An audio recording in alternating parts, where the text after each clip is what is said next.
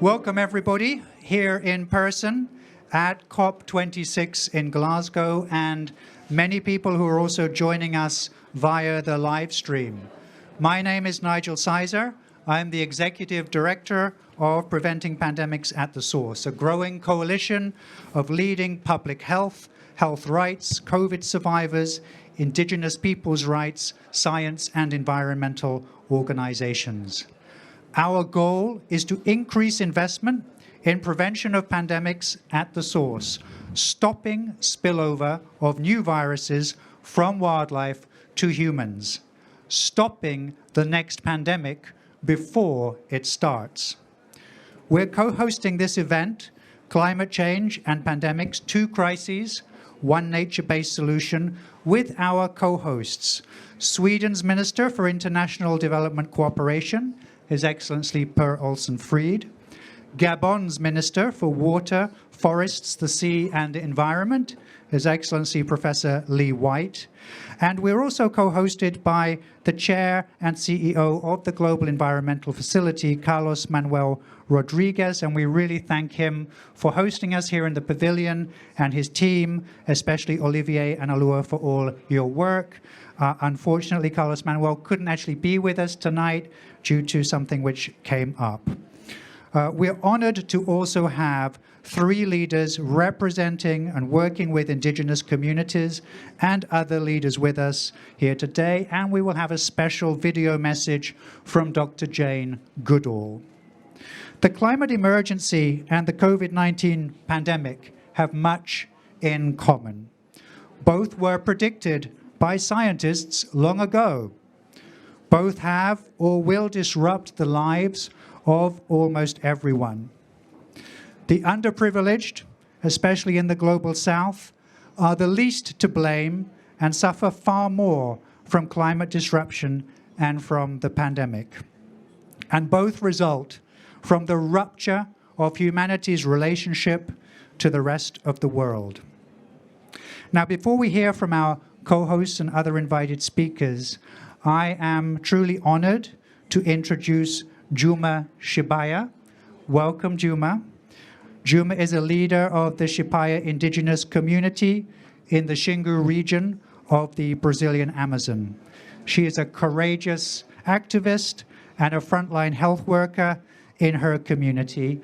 And we're asking Juma to share with us a little bit what she has seen about the impact of the climate crisis and COVID-19 on her community.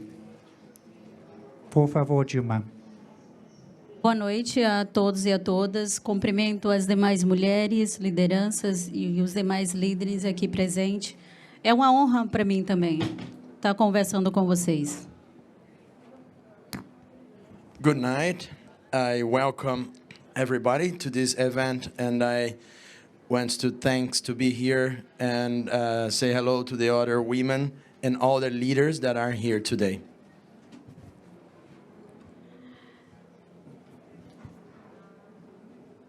É interessante, é super importante falar sobre a prevenção e principalmente sobre a pandemia.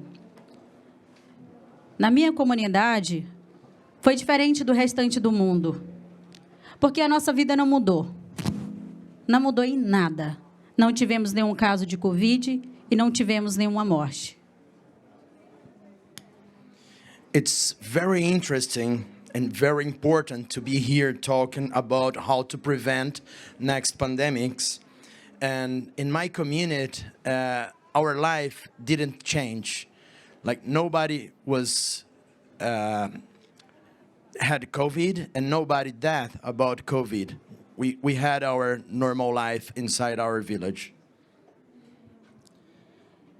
Enquanto em vários lugares do mundo havia diversas mortes e o mundo chorava, e comunidades ao lado também com muitos casos de Covid, na minha a gente tratava com prevenção, com a nossa medicina tradicional, com a nossa alimentação, com a nossa cultura, com a floresta e com os rios.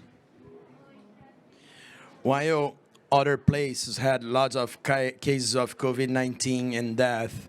And the communities around suffered with COVID-19 as well. In our community, we prepared ourselves to treat the disease with traditional medicines, and we strengthened our food security for prevention, and we were successful on that. Mas, ao mesmo tempo, eu chorava. Eu lamentava muito todas as mortes no mundo. Porque nem todos estavam tendo a possibilidade, a chance de viver em paz e com liberdade como o meu povo.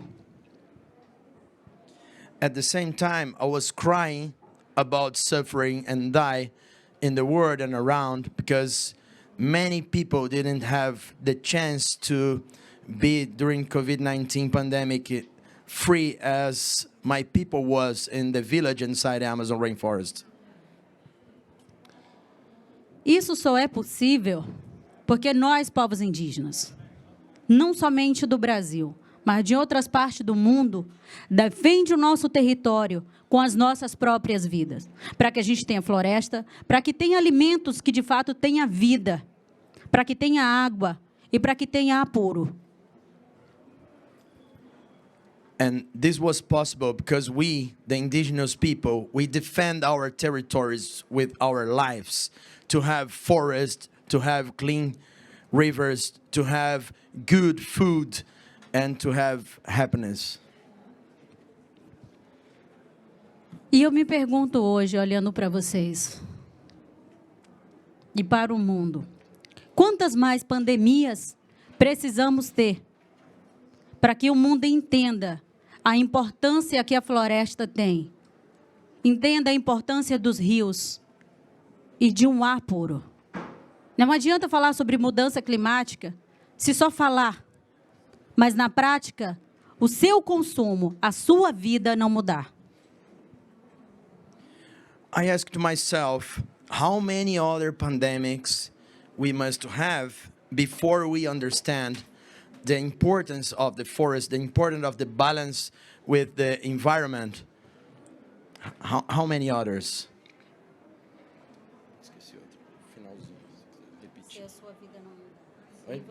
Oh, sorry.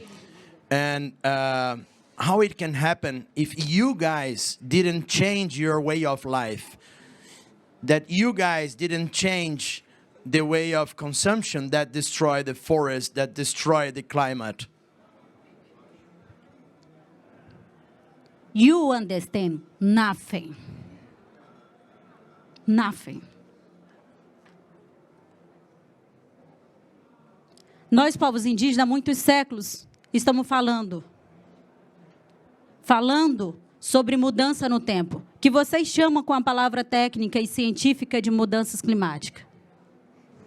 Eu gostaria de lembrar para vocês que nós também temos conhecimento, temos a nossa ciência, e é por isso que temos liberdade, que temos vida, que temos saúde.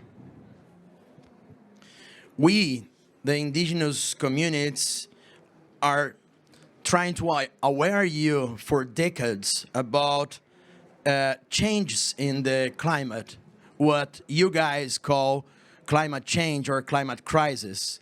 We already knew that. Vocês falam de clima, falam de mudanças, falam de floresta, de rio e do ar. Falam de forma separada. E vocês precisam entender que nós somos os rios, somos a floresta, nós somos um só, não tem separação. You guys talk about climate, about forests, about rivers, about air in a splitted way, in a separate way. And you must understand that there is no separation. Those things are all together. And you guys must understand that we need to treat everything together. Até quando o mundo, vocês vão continuar responsabilizando a força da natureza, os animais, pelas doenças. Não se esqueçam que é os seres humanos que estão invadindo os demais espaços, que está poluindo o céu, os rios, e acabando com os ecossistemas, com o equilíbrio do planeta. É preciso assumir, cada um assumir as suas responsabilidades, os seus danos e, principalmente, o compromisso com o futuro. Nós não temos o direito, vocês não têm o direito de acabar com os nossos sonhos e com o nosso futuro. I heard that some animals are blamed to cause pandemics, and it isn't. Like, what is causing pandemics is the deforestation, the massive deforestation, the soybean plantations, the illegal logging, illegal mining, the big infrastructures projects as Belo Monte and Belo Sun mining in Xingu. Those are causing our pandemics, not the animals that go out from the forest. So,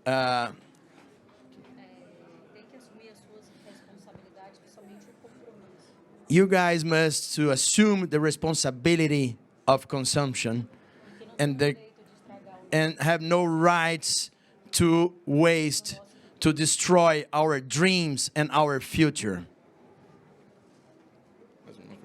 Okay. Thank you.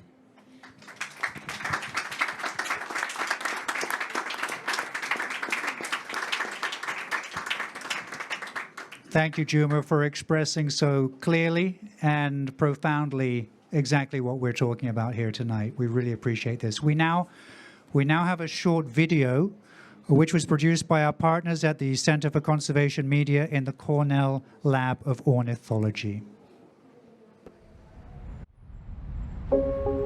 Our world as we know it is facing multiple existential threats.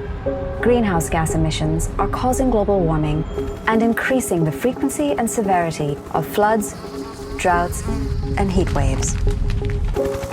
Habitat destruction, along with wildlife trade and consumption, are wiping out species essential to ecosystem resilience.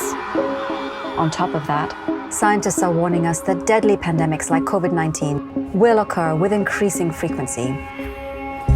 Global leaders are struggling to address these three enormous and intertwined crises of climate change, biodiversity loss, and future pandemics. These are humanity's most urgent challenges. And yet, we are overlooking a common solution that will help us solve all three at once: protecting our remaining intact forests. The world's forests slow global warming by absorbing and storing carbon in their trees, soils, and peatlands. The carbon stored in today's intact forests is equivalent to roughly 10 years' worth of emissions caused by humans. Furthermore, intact forests absorb about 1/5 of the greenhouse gases that we emit annually. Keeping forests intact is essential to reaching the Paris Agreement's goal of preventing global warming from exceeding 1.5 degrees Celsius by 2030. The vast majority of the world's land-based species are found in forests. Species are often unable to subsist in the small fragments of forested land left behind after deforestation. Maintaining intact forests is therefore essential to avoid serious disturbances to the complex web of life. Protecting forests will also help prevent the source of global pandemics, the spillover of viruses from wild animals into humans. Nearly all global pandemics of the past century originated in wildlife.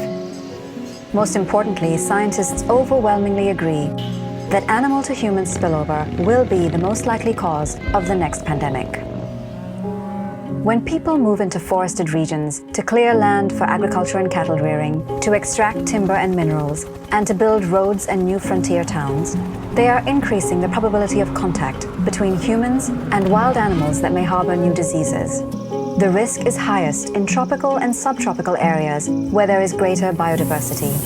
This can lead to the spillover of novel viruses, localized disease outbreaks, and potentially the next global pandemic. It is clear that protecting remaining intact forests can mitigate the risk of three major crises: climate change, biodiversity loss, and emerging diseases. The good news is that effective and proven solutions to protect forests already exist, many of them spearheaded by local communities and indigenous peoples, who are the original guardians of these precious ecosystems. Our task now is to scale these solutions worldwide.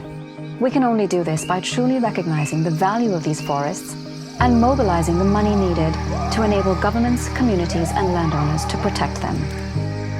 Forests are more than just tree-covered landscapes. They are complex networks of living and non-living elements, large enough to sustain entire ecosystem functions. If we fail to protect forests, we do so at our own peril. There is no backup plan, no alternative that can restore the many benefits that they provide. Forests are what stand between us and a future of unchecked climate change, biodiversity loss, and deadly pandemics. We must protect them for our planet, for our health, and for our children.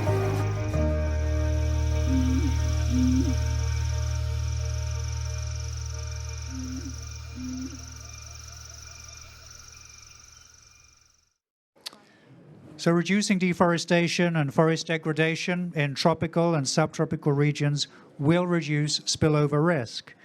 We also advocate for addressing the trade in live animals for consumption and pets, and for changing practices in the meat industry, where viruses spread from wildlife to chickens, pigs, and livestock, and where conditions are often ideal for disease to spread, mutate, and infect humans. Think about bird flu via poultry, swine flu via pigs. Protecting forests and changing livestock management practices are also key measures that must be taken to address the climate emergency. It's 2 crises and 1 nature-based solution. Now it's my great pleasure to pass the word to Sweden's Minister for International Development Cooperation and our co-host, His Excellency Per Olsson Fridh.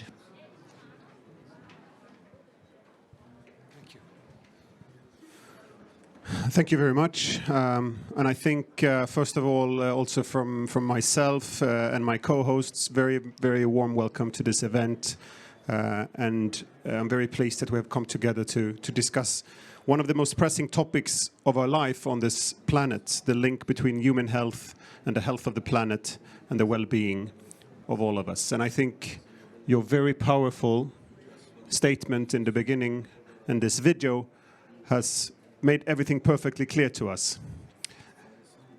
And I'm really happy that all of you are joining us to discuss this further. We're grappling now with the interconnected set of crises, enormous loss of lives and livelihoods caused by the global pandemic that is still far from over, that exacerbates inequalities on many levels. We have a climate and nature crisis undermining that the very foundation of our existence as we overstep the boundaries of what Earth, our only home, can handle. And there's no doubt anymore on the severity of this situation. At the rate that we are going, there will be more droughts, more wildfires, more floods, more hunger, more forced migration, more armed conflict in the years to come. But also, as long as we do not reset our relationship with nature and with the biosphere, there's an imminent risk of new zoonotic diseases, outbreaks that can lead to yet another global pandemic. And we must never forget, those who suffer the most, both from the direct effects of accelerating climate change and biodiversity loss, and from new health emergencies, are those with little or no resources to adapt, to recover, or to survive. So allow me to be frank with you. Sweden's footprint on this planet is far too high. It's far too large to be sustainable, and the same is true for our own carbon emissions. And we, industrialized countries with the means to transition, we must lead the way. That is our responsibility. Rich countries causing the most damage must shoulder our fair share of this responsibility. And there's a hidden cost, and we heard that, to the way we live, the food we eat, the materials we use, the way we shape our landscapes.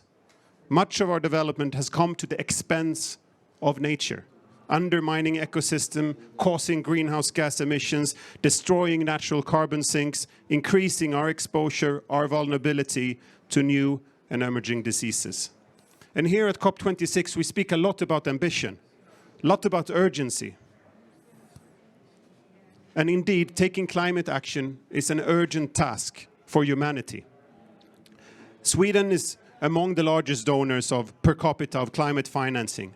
We just recently announced that we will double our climate finance to 2025. And that is a way for us to demonstrate our ambition.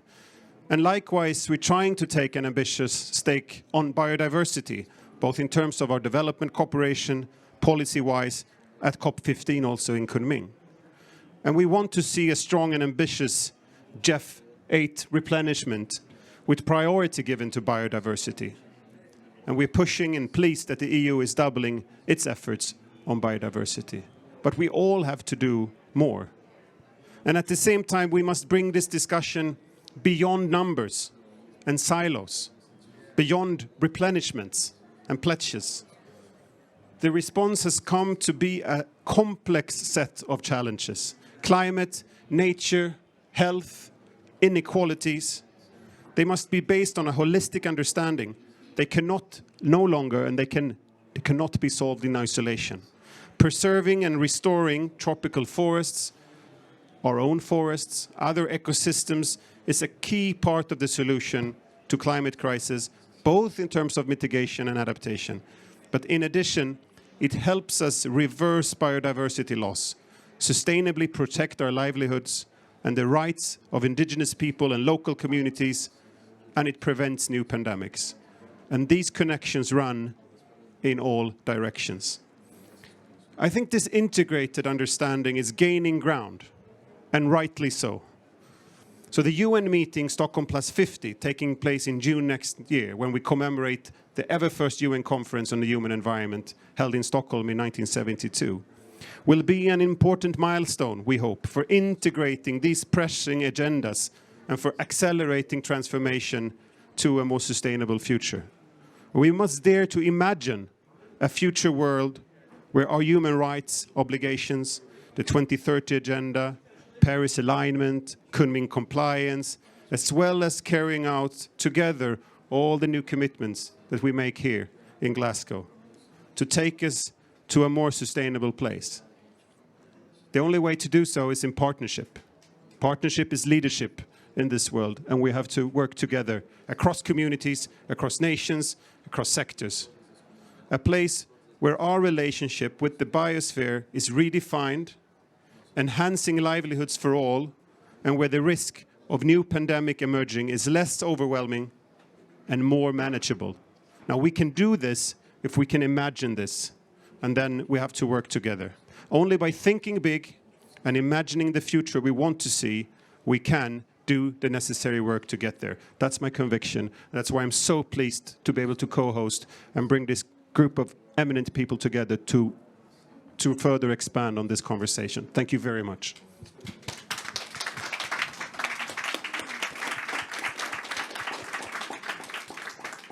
Thank you very much, Minister, and thank you for being such a wonderful partner with us on this journey. We're now so pleased to have the new United States Assistant Secretary of State for the Bureau of Oceans and International Environmental and Scientific Affairs, Monica Medina. Monica will also have to leave a little early, so apologizes in advance for leaving the stage. Assistant Secretary, thank you for taking the time. We look forward to your thoughts and reflections on the intersection between pandemic prevention and addressing the climate emergency. Thank you. It's so nice to be here with this group. I know you must care about the issue because it's here late in the evening in the middle of the second week of COP, but you understand its importance. And I'm here to say that the U.S. is back, and we are very excited to be talking about these issues because they deserve to be front and center in the climate conversation, not only because they matter to climate, but because they matter to so many other things, to nature and biodiversity, to pandemic prevention, and to communities and women. In fact, we were talking about that this morning. So as my title implies, I have a huge group of issues that I work on: climate change, wildlife conservation and wildlife trafficking, deforestation, and pandemic preparedness and global health security. So it's a huge suite of issues. But the good news for me is that if we approach them the right way, all of the solutions can dovetail together and we can get a triple benefit from the right kinds of conservation. This session is really right up my alley. We've seen over and over again the health risks from emerging infectious pathogens and the damage that causes to our communities and our economies and just our ability to be humans on this planet, to connect with one another. There's no one answer to the question of what's to be done. It's complex, but there are some common sense steps that we can advance right here and right now. And one of the biggest ones is applying the One Health approach. That is integrating human health, animal health, environmental health, and a better understanding of all the linkages between them. One Health arose because we know that human health is inextricably linked to the health of animals, as many of the most concerning emerging pathogens spill over to us from the use of animals. And I take your point that it's really what humans are doing to the environment, not what animals are doing, that causes that spillover. We also know that human health is tied to air quality, and while most people think about livestock diseases, wildlife and wildlife markets play an important role. And another area that's increasingly important is knowing that some of the solutions to these diseases are also found in nature. And if we're destroying nature, we're destroying our potential to actually help ourselves, protect ourselves from them. So if we want to make progress on pandemic protection, we need to think seriously about the wildlife aspects of One Health, including issues related to nature-based solutions, wildlife trafficking, and improving disease surveillance. Implementing nature-based solutions is critical for conserving and restoring ecosystems and habitats, enhancing community resilience, as well as reaching net zero emissions. The good news is, for me, as I said, that my bureau covers all of these things, and I'm here to support Special Envoy Kerry and the whole U.S. team, but my lane, my role is really to help pull these strands together. My bureau, alongside with many other U.S. government agencies, is supporting this work through a tripartite group of UN organizations, the World Health Organization, the Food and Agricultural Organization, UNEP, and others. And I'm pleased to talk about some of the things that we announced this week. First and foremost is an enormous pledge that President Biden made when he was here to preserve global forests. It's called the Critical Carbon Sinks Program, and it's a program of decade-long, whole-of-government contributions to halting the global loss of forests, as well as restoring forests so that they can be critical carbon sinks and improving land management. That's a $9 billion commitment over the next decade, and we're very, very excited about that. We've also found that we need to break down the silos in our government. So we brought the Secretaries of Agriculture, Secretaries of Interior, our National Oceanic and Atmospheric Administration. We're looking for ways to partner with our allies in other countries' governments in order to break down the silos on these very issues of pandemic prevention, health, wildlife conservation, and climate. So we found that when we work together across the government in the Biden administration, we can be much, much more effective. And at the end of the day, my organization also represents science diplomacy. So we hope to work with scientists and indigenous peoples who have traditional knowledge, who can help us to be better stewards of the land, better protectors of our health, and to protect ourselves against the climate crisis that we're facing today. And I'm just very pleased to be able to be here to represent the U.S. government. I wasn't sure I would be able to be here. Our Senate had to confirm me, and I made it just in time. But I'm very, very keen to work with everyone on the panel and everyone I've met here this week to work on these issues so that we can tackle all these crises together rather than working in our silos, work in unison and help to do as much as we can to prevent them all at the same time. So thank you very much. It's a pleasure to be here, and I wish I could stay for the whole thing, but I'm hopeful that I can meet up. I've actually already met with several of the panelists, and will continue to be here for another couple of days and hope to reach out and meet any of you who are interested. So thanks again to Sweden for organizing this and the GEF, and I look forward to working on this with all of you in the future.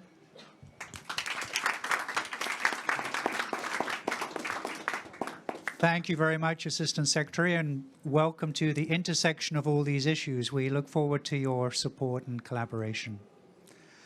Now I'm very happy to introduce Gabon's Minister for Water, Forests, the Sea and Environment, His Excellency Professor Lee White, who I think is also leading the Africa group of countries at COP26. Thank you so much for being with us. Go ahead.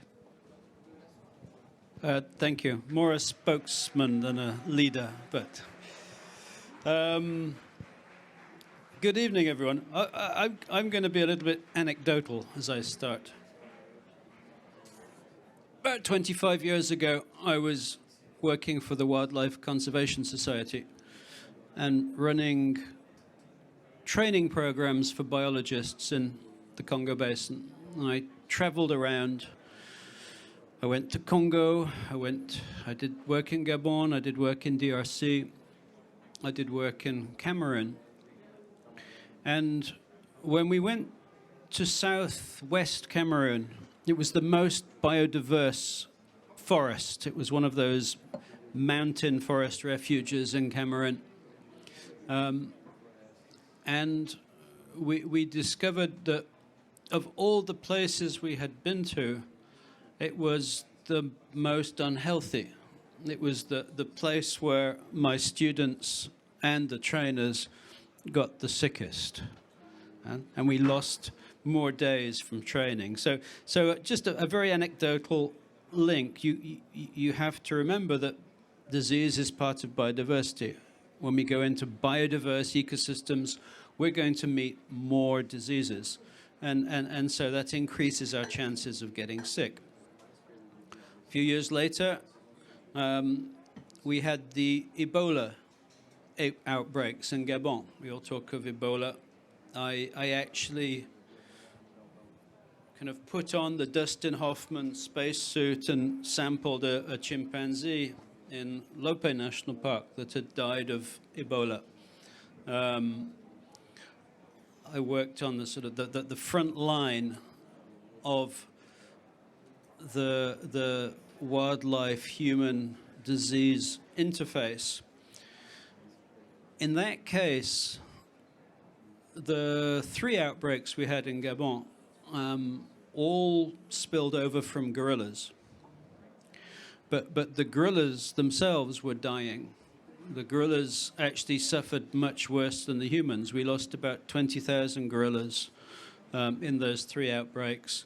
We think, maybe Ghislaine knows, but we think the reservoir is in the bats, and that the gorillas were getting, suffering just as badly as humans from that interface. Maybe they were eating the fruit that the bats had been feeding on, and the disease jumped.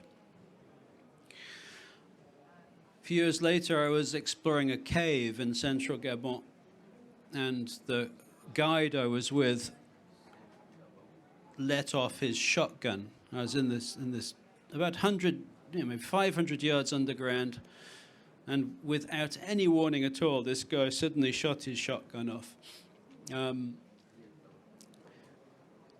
500,000 or more bats, terrified bats, took off and were flying around in the air, and I had my little headlight on. And when bats are scared, they do what many animals do when they're scared. And so it was raining bat guano, which is, you have a lovely orange jumper That's the color of bat guano raining. And I was standing there thinking, Ebola, Ebola.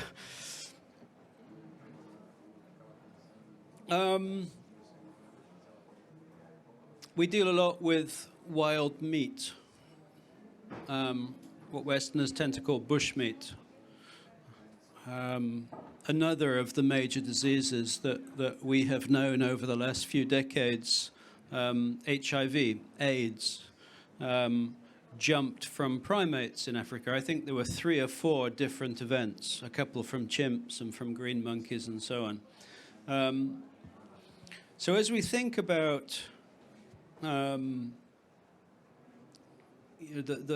really scary diseases that we have encountered the last few decades, Ebola, HIV, AIDS, and the most recent one, which puts masks onto our faces, which we think came from wildlife, then it's evident that dealing with this interface between humans and animals that are close enough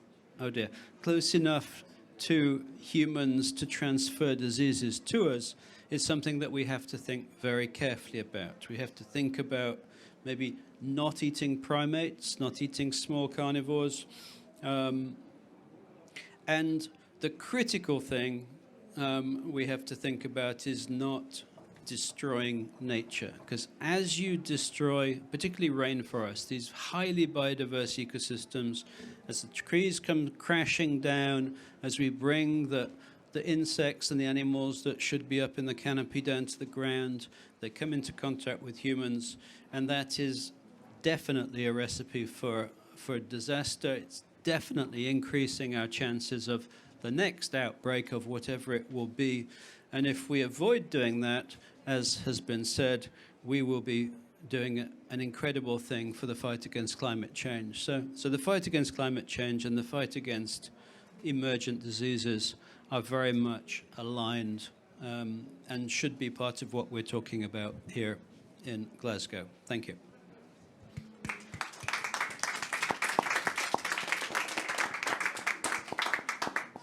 Thank you very much, Lee. Now, we're delighted that the Jane Goodall Institute recently joined our coalition. And Dr. Jane Goodall, one of the world's leading humanitarians, environmentalists, and scientists, has prepared an important message for us, which we will now play on the video. Hello, everyone. Thank you so much for giving me a chance to say a few words at this important gathering.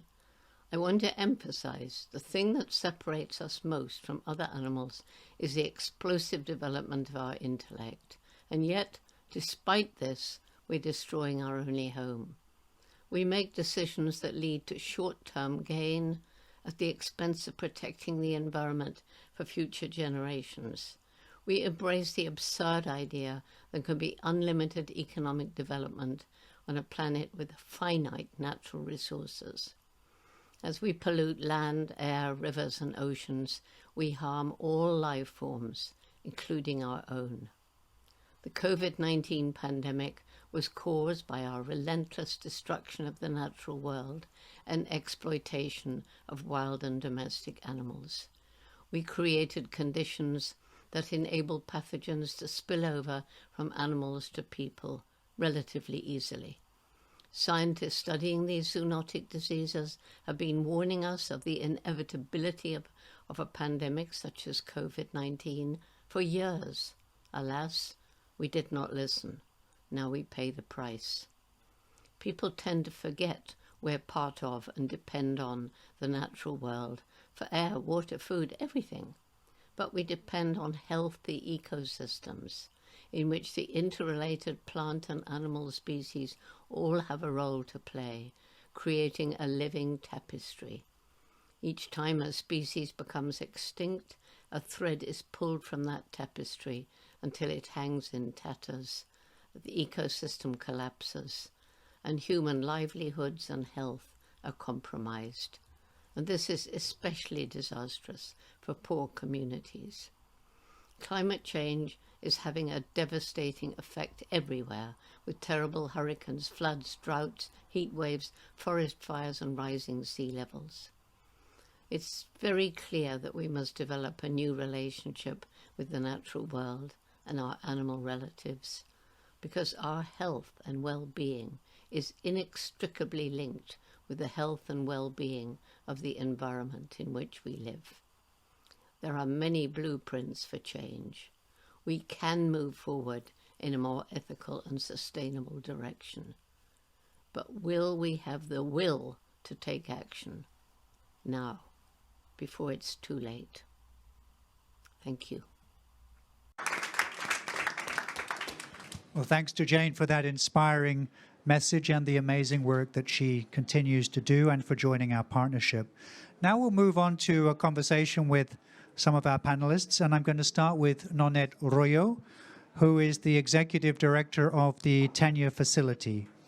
Nonette, we're calling for a major increase in resources directly for Indigenous peoples, recognizing the key role in forest stewardship as well as their fundamental right to manage the land and resources where they live.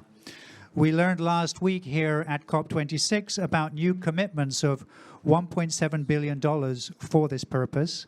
We'd love to hear from you your thoughts about this, how far this gets us, what else is needed, and how this affects the work that you're doing. Thank you. Thank you. Thank you, everyone. I'm very pleased to be here.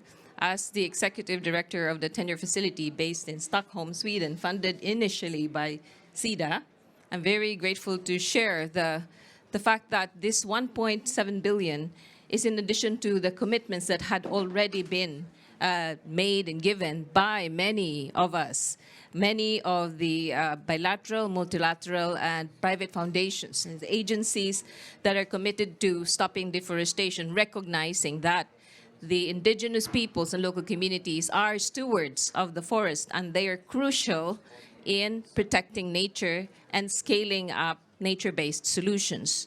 So this commitment is clearly for direct funding to the people who you see here are with us. And it's strong and resounding, their message to us in the last 10 days here. Give it to us directly and help us in partnership to do this better. So that's really the purpose of this additional commitment, is to learn from the mechanisms that had been tried before and take it forward, not to duplicate and repeat the creation of mechanisms that will only be delaying the work. Now the work is today, yesterday. And so our leaders who came here told us, for example, yesterday, we already have this many millions of hectares we offer you. So Lord Goldsmith was saying this is actually to purchase that. So what's the mechanism that will be appropriate for that? So where I am from our experience in the Tenure Facility, collaborating with many institutions on rights-based solutions, we already have in 3 years got up to 14 million hectares of tenure rights advanced. So land rights is what helps indigenous peoples keep protecting and stopping pandemics at source. But deforestation rates for land rights in areas where land rights are recognized and enforced is lower by 20%. This is research that's already been done and delivered to us in clarity and in certainty that the situation needs to advance. And so this funding will definitely be designed in ways by which indigenous peoples have outlined their desire, direct, and we would all have to contribute to that. Thank you. Thank you, Nonette. Thank you very much, Nonette. Next, I'd like to go to Hindu Umaru Ibrahim, who is the coordinator of the Association of Pale Women and Autochthonous Peoples of Chad. She has played many leadership roles also with her community and on climate change and other initiatives globally. We're really happy that she could join us here today. Hindu, welcome. Thank you for being with us. We would like you to share your reflections with us as a community leader, as a global leader. What needs to be done differently to prevent future pandemics, to stop them? Anything else that you'd like to share, whatever you'd like to talk about, please go ahead. Whatever I like, so that's easy. Thank you very much for having me. I'm very pleased to be with you ministers and all, of course with my indigenous sister and the partners that we are working with. But we all understand, that's the good thing. If we protect nature, nature will protect us back. If we harm nature, we are harming our own health. But what we didn't understood, it's how we can protect this nature, because the world is failing in protecting nature, except from the indigenous communities that we are doing it every day. We are failing to reduce the emission, even we understand it's impacting our life in every single day. And it's impacting us in a separate way. That's why maybe the action is really not appropriate at all, because the most impacted by the climate change are the indigenous peoples, the developing countries. The developed is still do not feeling this impact. But of course, the importance of today, because the human health is impacted. And then now when we wanted to talk all together, we are all in the same boat. It's nice. We were keeping telling you we are in the same boat. Protect nature, you protect yourself. Until then, we are having this pandemic, and especially this COVID, who reminding peoples that living in harmony with the nature is also protecting nature and protecting yourself.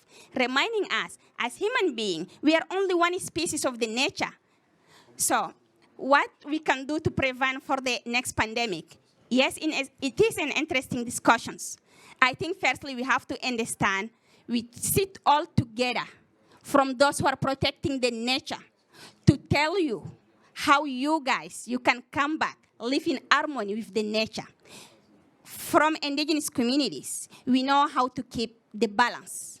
We refuse to be the victim, because for so long, we talk about the example of the communities who are most impacted are indigenous peoples. But now it is time to turn the way, to talk about who are bringing the solutions.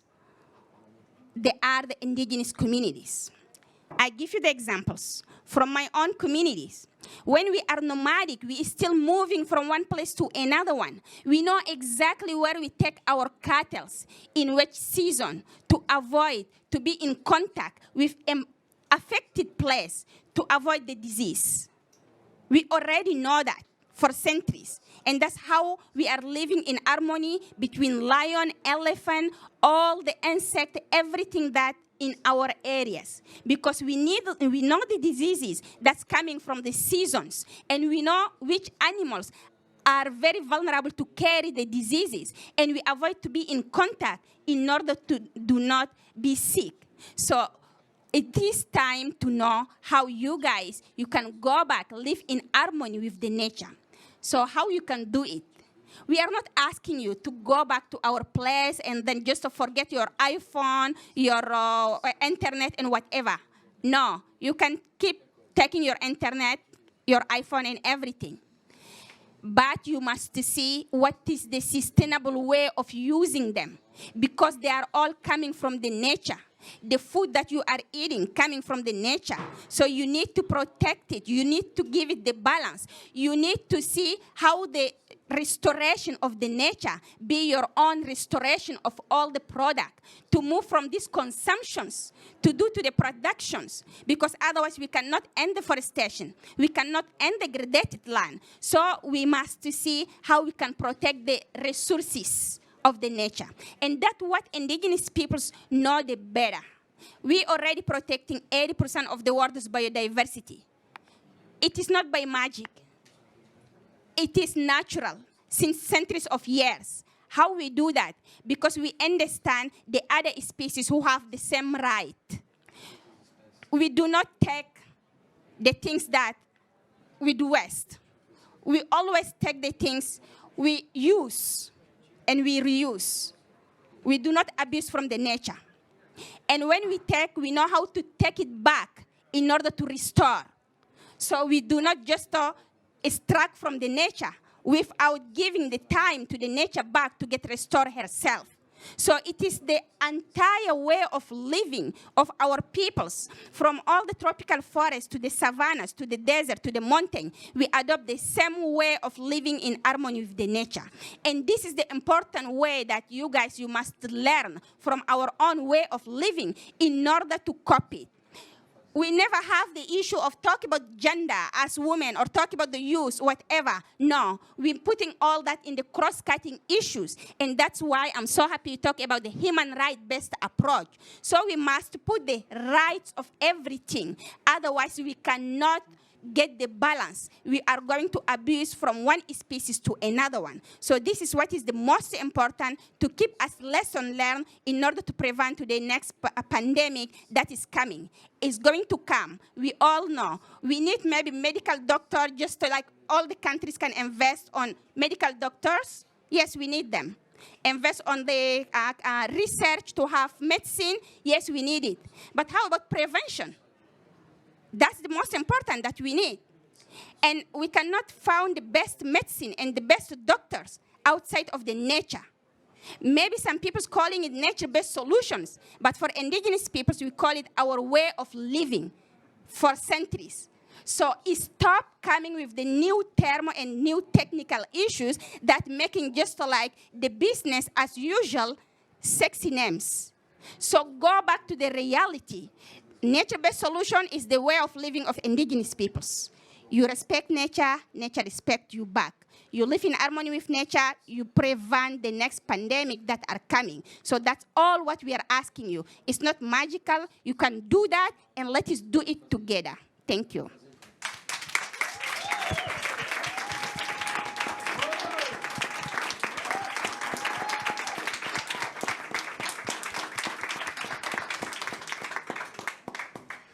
Thank you so much, Hindu, for that incredibly important message delivered with such passion. So clear. Now we have one more panelist here in person and then hopefully one more on the video. I'm now delighted to introduce Carter Roberts. Carter is the CEO and President of World Wildlife Fund in the United States. WWF is also one of the most active partners in our coalition. So Carter, thank you for joining us. One of the things that we're calling for is an additional $10 billion a year for work on prevention of pandemics at the source, to finance and support the sorts of things that our panelists have been talking about. WWF has a lot of experience in leveraging large amounts of resources for forests, and we heard last week about the Glasgow leaders' declaration on forests and land use, which committed somewhere between 12, 19 billion, the numbers are not quite clear, for helping to protect forests. We'd like to have your perspective on this. Is that enough? What else is needed? What do you recommend? Carter. Yeah, thank you, Nigel. And I love this initiative, and I really am grateful for your leadership in pulling it together, and also for Sweden's leadership in financing it. It's all you have to do, think about the news that you have watched and heard over the past 2 years. The utter obsession with the mapping of COVID, the mapping of cases, the mapping of hospitalizations, the mapping of deaths, and the dinner conversation about how different governments are getting after it and which ones are succeeding and which ones are failing. And think about the enormous financial commitment to recover the damage that has been caused, and how we are basically mortgaging the futures of our children by all the enormous debt that countries are taking on. We co-authored a paper with Ari Bernstein, who is hopefully is going to speak eventually, that demonstrates that preventing these pandemics costs 2% as much as dealing with them. 2%. And yet we know, as the other panelists have reminded us, These stories have been told, these warnings have been told about climate change, about the loss of biodiversity, the loss of water, and we find that the world wakes up often when it's too late, and then we are confronting the catastrophes that we face with COVID. I wanted to acknowledge the fierce voices of Juma and Hindu and Nanette, and the realities of your lives, the wisdom that you share with us, and frankly, the frustration that you have signaled to us about how slowly the world has moved. It is clear that there are three things that need to happen for the funds that have been committed, and by the way, in answer to your question, they're not nearly enough. But watch how that money is spent, because the first principle should be that it should be spent in a way that is inclusive and rights-based, that it should acknowledge the role of indigenous peoples and First Nations and communities as the true stewards of these forests, who have been there through all the ups and downs of government. But at the end of the day, the only durable form of conservation is going to be that which is owned and led, and that which benefits local communities. So watch how the money is spent. It has to be spent with that as a first priority. Second thing is to capture both the nature and climate benefits. Enough has been said about that already. And the third thing is make sure the money, which surely will be performance-based, that it starts with capacity building. And it leads with capacity building with indigenous communities, with other communities, and with governments at a local level, because without that capacity, these players need to be the protagonists in the story, not WWF. Not the multilaterals, not the bilaterals, frankly, but it has to be these communities and these governments who are really have the lead in making sure the right thing happens in those parts of the world. So bottom line, you can't solve climate change without forests. You sure as heck can't prevent the next pandemic without forests. And it's all a question of getting money to the right people, many of whom are on stage right now, and making sure they have the right, the benefit, and the leadership in making sure the right thing happens. Thank you.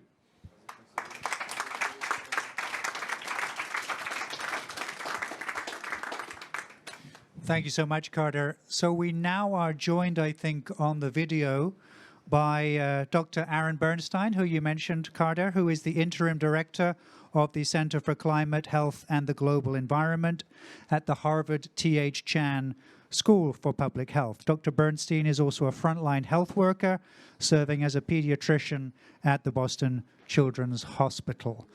Is Dr. Bernstein on the line? Yes, he is. He'll come up on the video in a moment. Dr. Bernstein, welcome. We get a lot of questions and skepticism about the potential to actually stop pandemics before they start. You and your team at Harvard convened an independent global science task force to look into this, and we are basing our work on your findings, among other things. So please share with us tonight, does the science support this position? Are solutions within reach? Are they cost effective? And please share any comments you have based on what you've heard tonight from our wonderful panel, including how you think the new money that's been committed on forests, 20 billion or so here at COP26, how that should be spent. Thank you, Ari. Thank you, Nigel. A set of great acts to follow here. I think we've just heard some particularly compelling arguments as to how we need to be thinking about forests, and that in particularly the setting of the COP, we can't afford to simply think about forests as places where carbon molecules are stored. As critical as that is in the climate conversation, we miss out on this extraordinary potential of conservation of forests and frankly other natural habitats, including savannas elsewhere, to address the risks that are represented in a pandemic.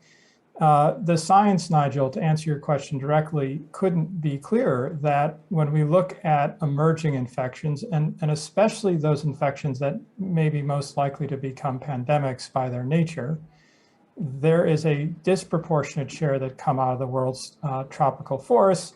And as you heard, that's not by coincidence. There is an extraordinary amount of biological diversity in these places. And it turns out that humans swim in a common germ pool with other vertebrates. And so, as this pandemic makes clear, there are coronaviruses in bats, probably hundreds of thousands of them, and there are coronaviruses in human beings, and in rare, thankfully, circumstances, but not so rare that they don't matter to our lives in very clear ways. Those viruses can move from a bat into a person and potentially via livestock. So the science is really quite clear that deforestation, that habitat loss, land use change are major drivers of emerging infectious diseases. And so we simply can't afford in this world with an unstable climate and a biosphere in tumult to behave as if these things aren't connected, that the connection of the world's forest, that conserving some of the most precious places on Earth to nature and to ourselves is absolutely critical at this time.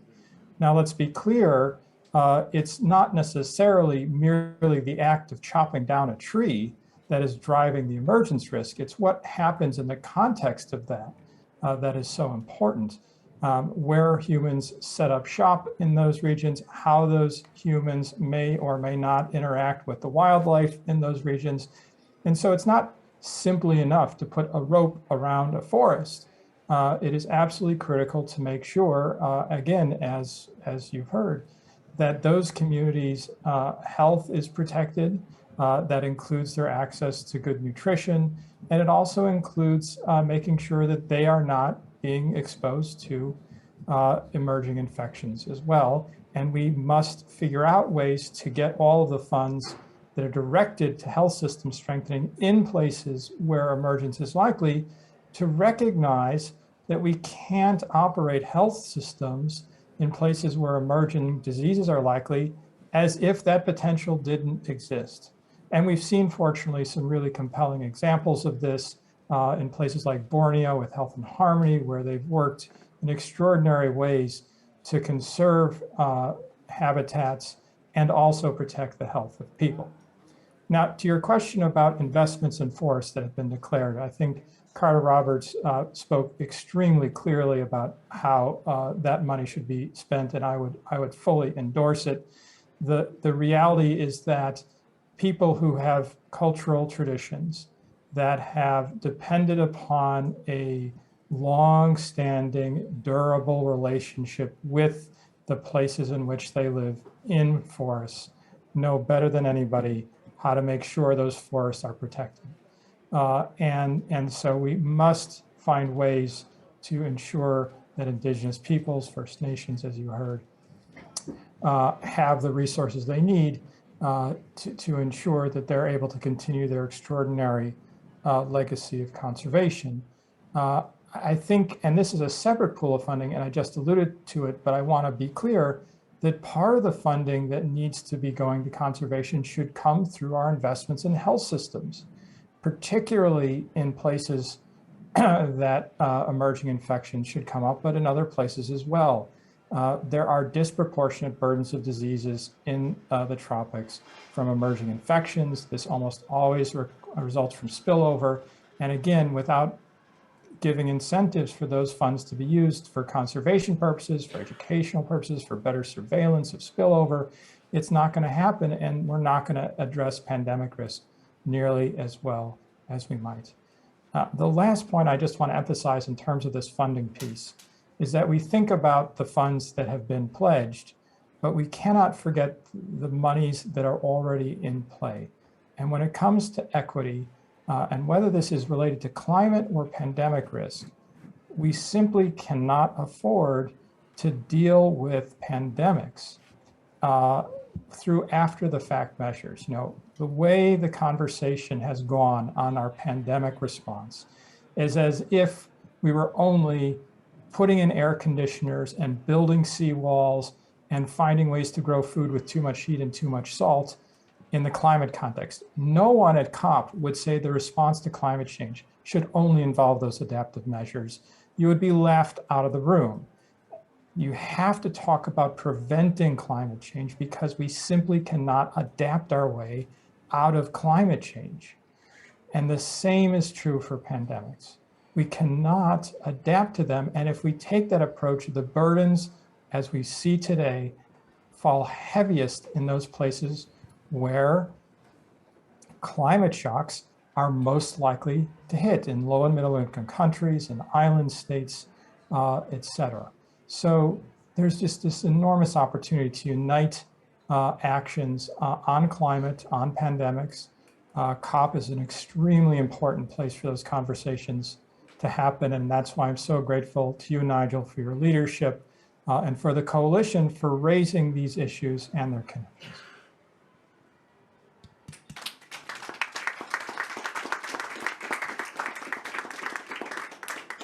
Thank you very much, Dr. Bernstein. We are actually on schedule, and so we do have a little bit of time for some comments or questions from the audience. There are a couple of people in the audience who I'm going to call upon first. First of all, James Roth. James is the Senior Vice President for Global Policy and Government Affairs at Conservation International, another important member of our coalition. James, would you like to share a few comments? And grab a microphone. There we go. Thank you, Hindu. So many good friends on stage. Thanks to everyone for your comments. James Roth, I lead the policy team at CI. It's my pleasure to do that. We've really mainstreamed zoonotic disease spillover prevention into our policy work. If you look at where we were a year ago compared to where we are now, our organization has completely flipped, where we're continuing to emphasize all of our traditional work that we've been doing, but now this idea, this direct connection to human health that we've all been hit in the face with has come full circle and is now a mainstream area of our policy work, as you know, Nigel. I want to touch on something that Carter brought up on finance, and then something that Ari brought up on sort of this idea of how we allocate resources, and that is, I'm wondering from the panel if this idea of a global fund like we have for AIDS or tuberculosis, is that something that makes sense? And to really target that money towards pre-zoonotic spillover versus where we've often seen money spent, even today, sort of overwhelmingly towards sort of post-spillover containment on vaccine distribution and sort of targeting markets in sort of, off countries where the human-wildlife contact does not take place. Would a fund like this help that targets its money towards helping indigenous people, toward capacity building, more towards prevention? Thank you. Thank you very much, James. That is exactly one of the things that we are advocating for in the coalition. So thank you for mentioning that. And now I'd like to go to Ambassador Hans Bradskaar. Ambassador Bradskaar is the Special Envoy for the Ministry of Climate and Environment in Norway. Norway has been also strongly engaged in discussions with us about this work, and I'm delighted that we have Hans with us here tonight. Please go ahead. Thank you so much, Nigel, and thank you to you and to the Swedish government for hosting this very important event. And I was ambassador to the UN in Geneva when the pandemic hit, and we really saw how we had to leave the silo approach to the work we're doing there, because this was something that affected absolutely everything of the multilateral work being done in Geneva. So I think that the arguments for protecting and restoring tropical forests have always been strong, and I think what we have heard tonight truly illustrates that the case for doing so is absolutely overwhelming. I would think that the issue discussed here today would nail it once and for all. And let me just mention some of the good things halting deforestation will do. The rights and socioeconomic survival in the indigenous peoples who are also the best guardians of the true of the forests. It's important for the 1.5 degree to halt biodiversity loss, for climate adaptation, for freshwater production and retention throughout the tropics, and therefore also for sustainable development more broadly.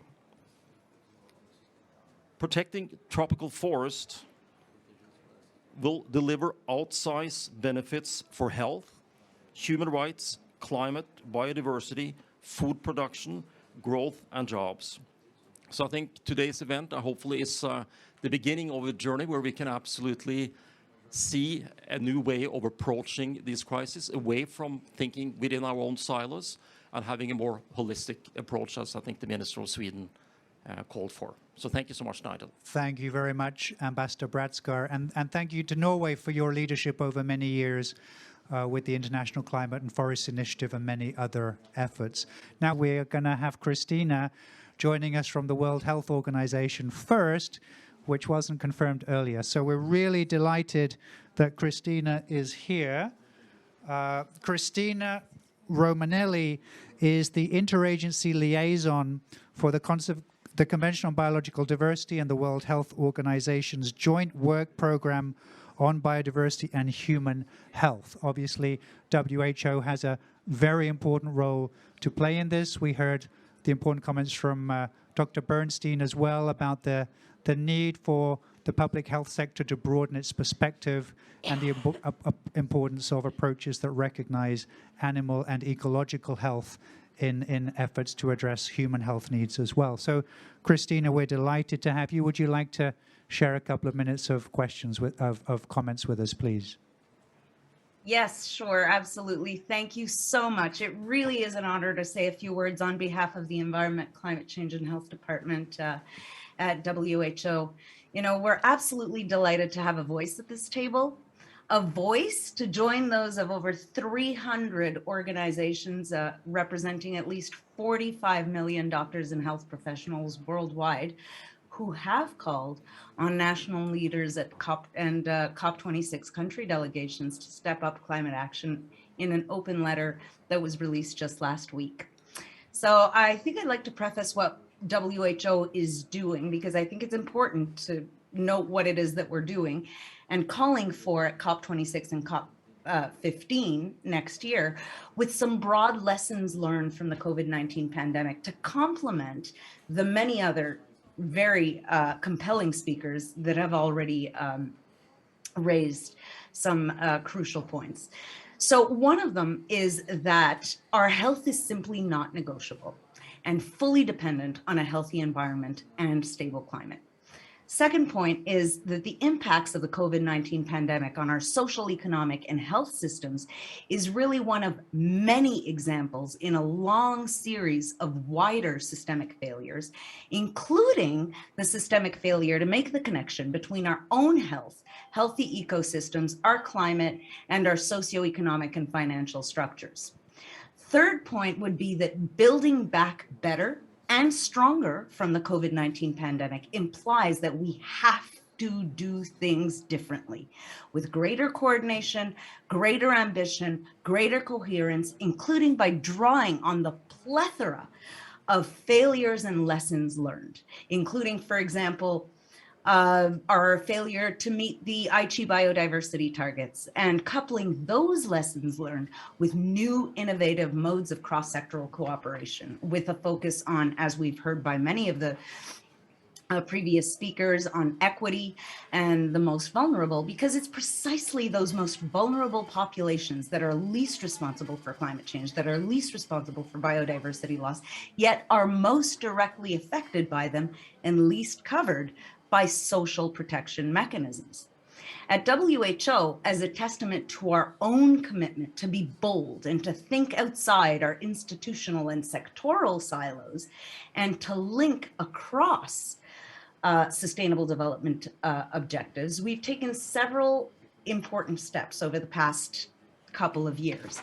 And I'll mention only a few in the interest of time, but would be happy to discuss further if the opportunity arises in the discussion period.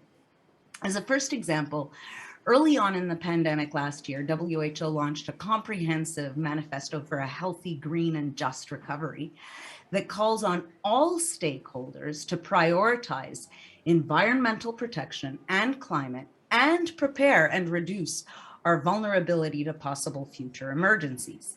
In this manifesto, we identified essential levers for a healthy recovery with over 80 essential entry points on how to get there. So the building blocks that we identified then ring as true today as they did at the time. I won't go through all of them. Suffice it to say that the very first of them is about safeguarding nature as the foundation for human health. The second initiative that I want to mention is a new special report on making the health argument for climate action, which was just launched in advance of COP26 and proposes 10 priority actions from the global health community to governments and policymakers, to all of you around the table, for urgent action to address the concurrent health, climate, and nature crises as a way to safeguard human and ecosystem health. And what that report essentially shows is that achieving the goals of the Paris Agreement has the potential to save millions of lives every year due to improvements in air quality and water quality, soil, diet, and the potential to reduce both infectious and non-communicable diseases. Underlying each of these essential reports is a core basic call on the international community to fundamentally change the way we work together through integrated approaches. I was very, very excited to hear earlier one of the speakers referring to One Health, which essentially is a cross-sectoral approach that seeks to examine jointly human, animal, and ecosystem health in ways that maximize those co-benefits, that help to ensure that policy coherence I was referring to earlier, and to implement more coordinated programs on the ground across a full, across the full range of local to global stakeholders to avert, prevent, and respond to common health risks. And unless we do so, I think this has been made clear by many of the speakers before, we will absolutely continue to generate new opportunities for diseases to emerge and spread. Thank you. Thank you so much for joining us from the World Health Organization. And we look forward to working with you very closely in the months and years ahead. I'm going to now just turn back to our panelists that we heard from earlier, just to see if they have any final comments they would like to share. I'd like to start with Juma, Hindu, Nonet. If you have any final reflections or thoughts, please go ahead. Who would one of you like to start? Yes, Nina, can you give Hindu the microphone? Thanks. Thank you, Hindu. Thank you. And also coming back to the questions of James, like about the funding. And I hear a couple of the speakers also talk about the funding. So just to imagine with this pandemic, how many billions that invest just to the hospitals, to the vaccine, and is still making inequity, injustice, is still. How many billions invested into the economies, to the recovery, all the developed countries, and yet how many money? Is still to today, some of the developed countries are giving the cash to the individuals because they are the most impacted in them countries. It's not a commitment. It is a real cash. But when we come back to the nature, we come back to the climate, all the money are on commitment because we still do not have the 100 billions. We still do not have the 100 billions that committed since when? Copenhagen. It has to end 2020.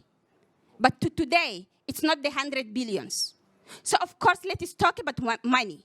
I'm very happy. I'm the one who clapped and who spoke when they committed the 1.7 billion for indigenous peoples. Yes, it is the beginning. but how many billions going to come later? So we don't want to have the commitment. We wanted to have the cash in the tables. If COVID is impacted, the president, all the peoples, that's why they're investing the cash in the tables. Climate change, it is the injustice one. It is not impacting the president directly. It is not impacting the developed directly. It is impacting only the developing, those who are the poor. So the action is delayed. This is injustice, and it is the one human health. If we are caring about our health, we must care at the same time we are caring the COVID pandemic. We put the money in the tables to our health, to inject into the economy. We must put the same amount of energy and cash to restore the nature, to protect the nature, to protect the peoples who are protecting the nature. So give the cash to the indigenous peoples' communities. The money need to adapt to the peoples. I do not agree that we have the capacity building to indigenous peoples to manage the money. We did that for so long. We did that for so long, building the capacity of peoples. But no, let us build your own capacity in managing this money. If we manage 80% of the forest, we know how to manage just the cash in the tables. So put it in the tables and let us protect the nature. Thank you. Thank you, Hindu. Nonette, would you like to say a word? Just that's well said, and that's really important for us to understand that there is knowledge, not only really that indigenous peoples are victims, they are partners. There's knowledge, traditional knowledge, of interdependence with nature. Their IPCC has noted this, that needs to be translated, to be assessed. Investment in that is very important as well. So partners, not beneficiaries or victims. Indigenous peoples are strong. Thank you.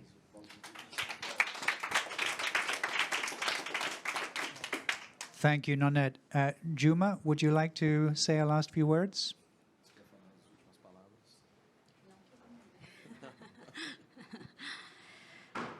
Vocês falam muito em dinheiro, e não se resume só dinheiro. A defesa pela floresta, pela vida e os ecossistemas, os povos indígenas vêm desenvolvendo, vêm protegendo há muitos séculos. Sem €1, sem $1, sem R$1. We talk too much about money, and this is very important. But the indigenous communities, they are protecting the environment without money for so long, and this is very important as well. Então não se trata só de dinheiro, não se trata somente de construir fundos e achar que a responsabilidade de defender o planeta, de defender o ecossistema e manter a floresta em pé é somente nossa pelo fato de vocês estarem investindo, estarem criando fundos. And it's very important to have new funds for the indigenous communities, but and it's important that the indigenous communities has the money to manage this money, but the responsibility is not only for the indigenous communities. The responsibility is all of us, all of you guys wants to have the responsibility, not expect the indigenous communities to protect the forest alone. Os países mais desenvolvidos são os primeiros a não cumprir com os acordos, com os pactos firmados nas conferências. The developed countries, they are the first ones to not accomplish the agreements of the climate conference. E eu fico observando como se fala assim, não, criamos o fundo, os povos indígenas estão defendendo a floresta, estão defendendo os rios, estão segurando o equilíbrio do planeta. E vocês, o que vocês estão fazendo? And many people say that, oh, the indigenous communities are holding the forest, they are holding the sky. Okay, but how about you? What's your role on that? What are you doing?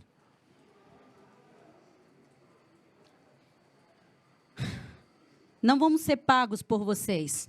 para fazer o que nós fazemos todos esses séculos. Porque nós entendemos como um pacto, um compromisso pela vida, que vai além dos compromissos falados, somente falados na COP, e pouco aplicados somente para aqueles países que mais causam impacto. We do not want to be understood as someone that are getting the money from you guys to protect the forest, but we need to have a pact. We need to have a commitment from the indigenous communities and the global communities to everybody protect the forest and the cultures. Queremos respeito, queremos nossos territórios preservados, a nossa cultura e os nossos conhecimentos, que a gente possa passar para as futuras gerações. Esperamos o compromisso de vocês também, não somente o dinheiro de vocês. We want respect. We want the possibility to share our knowledge for the future generations. And we want from you respect and commitment, not only money, but money is good as well. Não estamos aqui negociando ou pedindo empréstimo.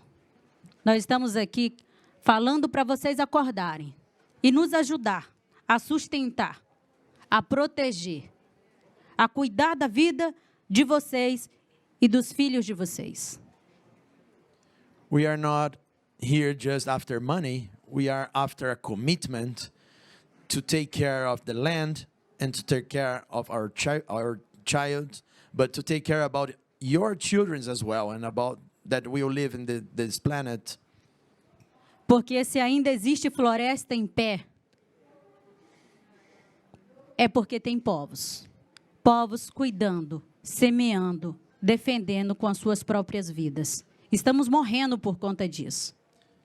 Because if there is forest, there is traditional communities inside that forest protecting, adding biodiversity, managing seeds and food and lots of things inside the forest.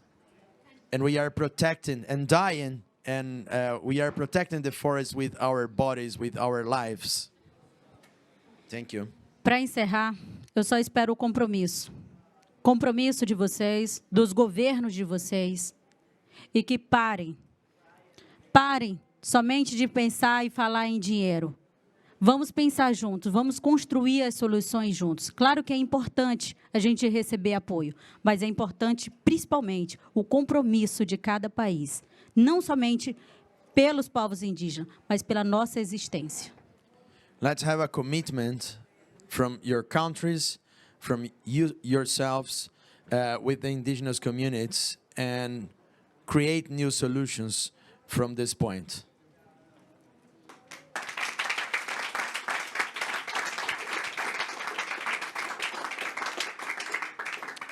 Thank you, Juma. Thank you so much. Lee, do you have a last quick comment? And then we will go to the closing comments from Minister Per Olsson.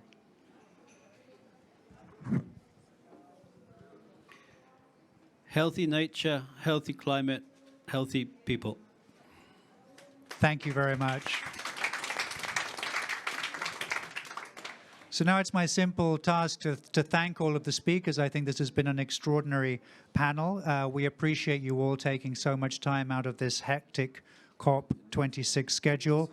You can visit our website for more information, including the reports that Ari mentioned that Harvard has produced and so on, preventingfuturepandemics.org, and you can have a look and sign up to our mailing list. Now I'd like to pass the final word to Sweden's Minister for International Development Cooperation, Per Olsson Fridh, who I think will also share some thoughts on next steps, including in relation to the truly landmark Stockholm Plus 50 conference that Sweden is organizing and hosting next year. Minister. Thank you. And it's, I want to really thank everyone who participated in this discussion. I'm sure for you who listened from the floor, as well as I, who had the privilege to sit on stage and hear, there's many food for thoughts, there's challenges, there's calls for action, but it also feels inside of you what we've heard tonight. And I think that is one of the most important things, because we go to a lot of meetings and we hear a lot of facts, and we go to next meetings and we hear a lot of facts. But when you go to these types of conversations and you leave with a certain feeling inside of you, I think that's how you can transform into actions for real. And I'm really thankful for all of your contributions to this. Now, I was thinking when I heard this discussion that the COVID-19 pandemic is not only a health crisis, but it's a socioeconomic crisis, and it's put democracy on a backslide. It's caused poverty to be on the rise again. You know, we have more knowledge than ever before in history. We have more resources than ever before in history. And still under our watch, all the things that we've heard tonight is happening. Now, it doesn't have to be that way. We could change that. In 43 countries around the world, 41 million people live on the brink of starvation at this very moment. 41 million people live on the brink of starvation. Why? Well, many of the causes to that has its root causes in our relationship with nature. Armed conflict, food insecurity, and so on and so forth. So we have to get this thing, in order. We have to get our act together on this. And not more than that, I was also thinking that we cannot battle and win over climate change or restore nature and stop the degradation of biodiversity or prevent the next pandemic if we do not have a very crystal clear gender lens. Now, as a feminist, I'm convinced, and we spoke about this earlier, we come to these events and we speak about vulnerability of communities, of women who has to carry the consequences of climate change on their shoulder, even though they are not the polluters of our world. But let's also change that way around, because these are not, indigenous peoples, vulnerable communities. Women around the world are not victims of climate change. They are carriers of the solutions that we need to turn this around. So let's really also bring this into an inclusive conversation on how to move forward, because that is the only way we can do that.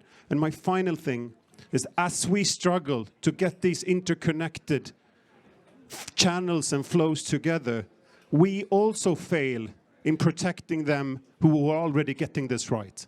4 environmental defenders a week are being killed because they stand up for their right to their land and to protect the nature that we come to COP to struggle to find solutions for.